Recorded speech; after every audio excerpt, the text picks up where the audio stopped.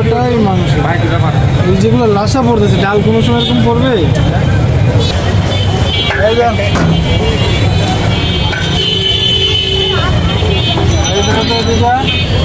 এখন থেকে নাটোর মসজিদ মার্কেটের সামনেই পাওয়া যাচ্ছে পাকিস্তানি পেশোয়ারি হালিম। আমাদের পক্ষে তো আর এখন পাকিস্তান গিয়ে পেশোয়ারি হালিম খেয়ে আসা সম্ভব নয়, তাই আমরা চলে এসেছি নাটোরের প্রাণকেন্দ্র মসজিদ মার্কেটের সামনে। বিভিন্ন ইউটিউবারের বিভিন্ন রকমের রিভিউ দেখে আমরা সরাসরি এর স্বাদ নিতে চলে এসেছি।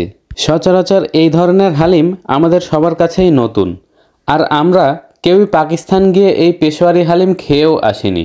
তবে আমি ব্যক্তিগতভাবে ঢাকায় বেশ কয়েকবার এই ধরনের হালিম ট্রাই করেছি। সেগুলোর সঙ্গে তুলনা করলে এটাকে একেবারে ফেলে দেয়া যায় না। তবে আমার কাছে মনে হয়েছে ৮০ টাকা দাম হিসাবে এই বাটিতে আরেকটু হালিম যোগ করা যেত। যাই হোক, অনেককেই দেখলাম মাংসের টুকরো খুঁজতে একেবারে হালিমের বাটির মধ্যে নেমে পড়েছেন, কিন্তু খুঁজেই পাচ্ছেন না।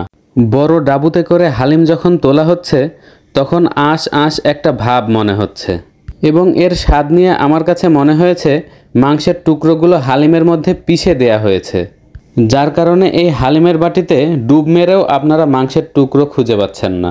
একটা জিনিস ভালো করে লক্ষ্য করলে হয়তো আপনারা সবাই বুঝতে পারবেন, শুধু ডাল হলে এই হালিমের মধ্যে এই আঁশ আঁশ ভাবটা থাকতো না। আর সালাদ, এই ধরনের হালিমের সঙ্গে সালাদ খুব একটা যায় না, তবে তারা চাইলে লেবুটা অ্যাড করলে করতেও পারতো।